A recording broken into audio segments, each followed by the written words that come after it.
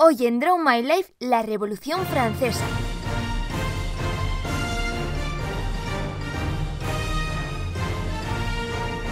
Año 1789. 1789. Fácil de recordar, ¿no?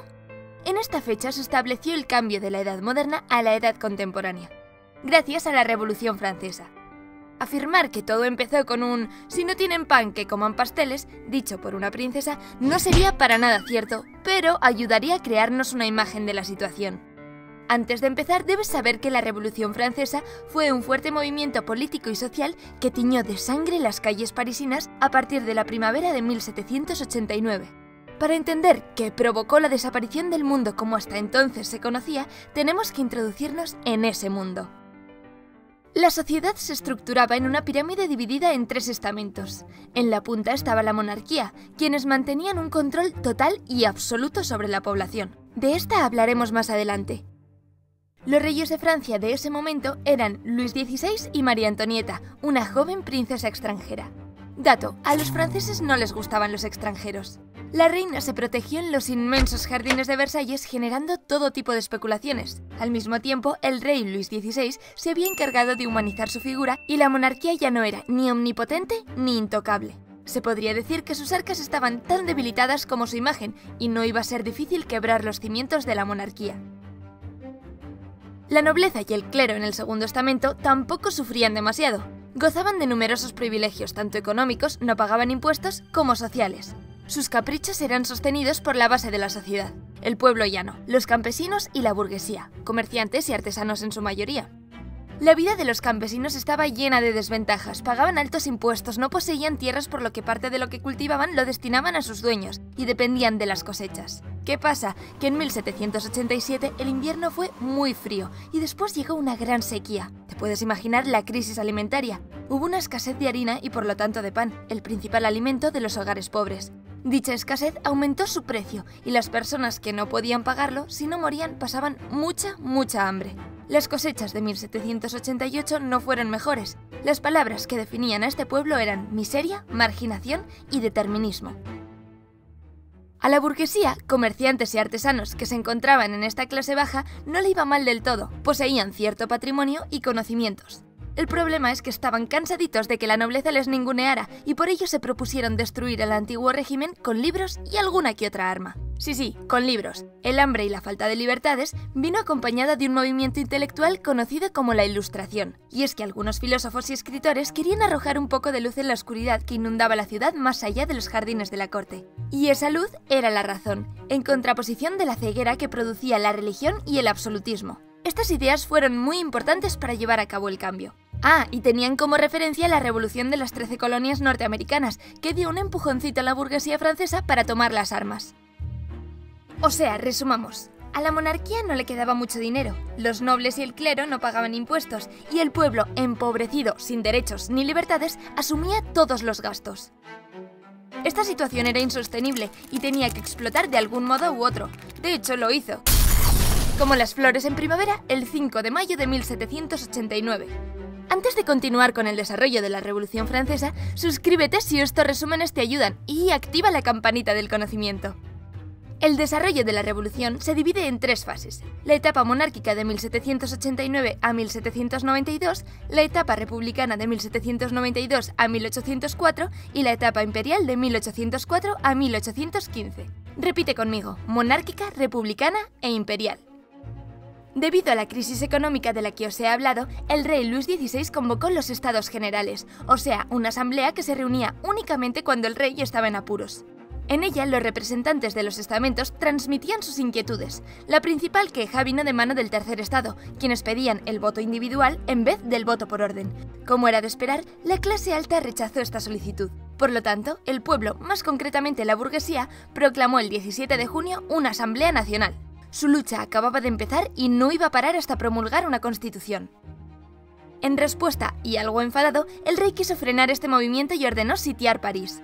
A partir de ahí se desarrollaron muchos enfrentamientos entre las tropas del rey y los revolucionarios, hasta que el 14 de julio el pueblo armado tomó la Bastilla, emblema del antiguo régimen. Además, la revolución se extendió por todas las regiones de Francia. Al mismo tiempo se había formado la Asamblea Constituyente. Fueron introduciendo cambios poco a poco. Acabaron con el feudalismo, redactaron la Declaración de los Derechos del Hombre y del Ciudadano, y ya en 1791 firmaron la primera Constitución francesa que proclamaba la soberanía nacional y la separación de poderes. El rey la aceptó, pero su autoridad estaba muy debilitada. De hecho, Luis XVI con su familia intentó huir al extranjero, pero fue descubierto y llevado al Palacio de las Tullerías para vigilarlo mejor. Con la Constitución sobre la mesa, el 1 de octubre de 1791, la Asamblea Legislativa se reunió por primera vez. Estaba dividida en dos bandos. Los girondinos, al mando de Brissot, estaban a favor de una monarquía parlamentaria, y los jacobinos, con Robespierre al frente, tenían una postura más radical, ya que querían favorecer a las clases más bajas. Querían la república. Finalmente, el 10 de agosto de 1792, el pueblo llevó a cabo el asalto a las Tullerías y encarcelaron a Luis XVI y a su familia. Al mismo tiempo se convocaron elecciones y se formó la Convención Nacional. Los girondinos fueron los que tuvieron mayor representación, y el 21 de septiembre se proclamó la República Francesa, en busca de una nueva constitución. Durante estos meses, las tensiones políticas eran evidentes. Además, temían una invasión de las potencias europeas en defensa del absolutismo. Por ello, el 21 de enero de 1793 acusaron al rey de traición, y su castigo fue la guillotina. 10 meses después le llegaría el turno a María Antonieta. Poco a poco se fue instaurando lo que se conoce como la época del terror. Debido al miedo de una intervención del resto de países europeos, los jacobinos, con Robespierre al mando, tomaron el poder. La violencia política se convirtió en norma y las ejecuciones en el pan de cada día. Millares de personas, detractoras al régimen o sospechosas, murieron en las guillotinas. En 1794, el pueblo se volvió a organizar para acabar con el dominio radical de los jacobinos y finalmente, en julio de ese año, Robespierre también fue ejecutado. Así, en 1795, la Convención Nacional promulgó una nueva constitución que establecía el Directorio, o sea, un gobierno republicano moderado que fue deshaciendo las medidas extremas tomadas por los jacobinos. Esta nueva forma de gobierno se enfrentó a muchos problemas, como amenazas externas, crisis económica o el descontento de la población.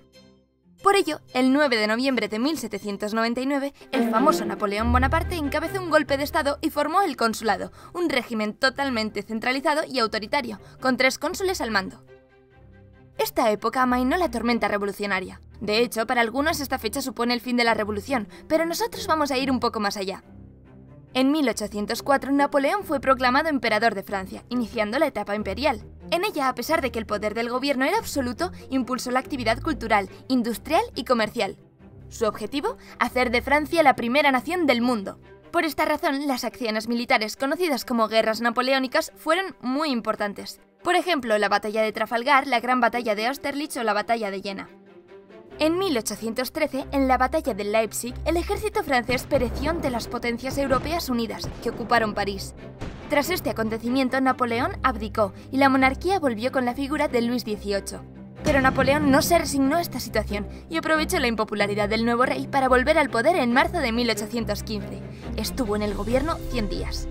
El resto de las naciones no podían permitir esta nueva insurrección, lo declararon enemigo y perturbador de la paz del mundo.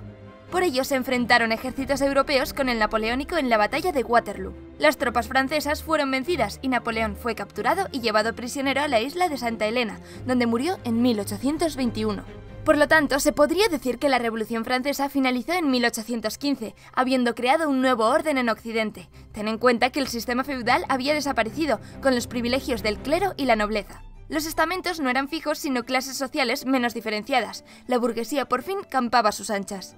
A su vez, las libertades y derechos de la población aumentaron bajo el lema de libertad, igualdad y fraternidad.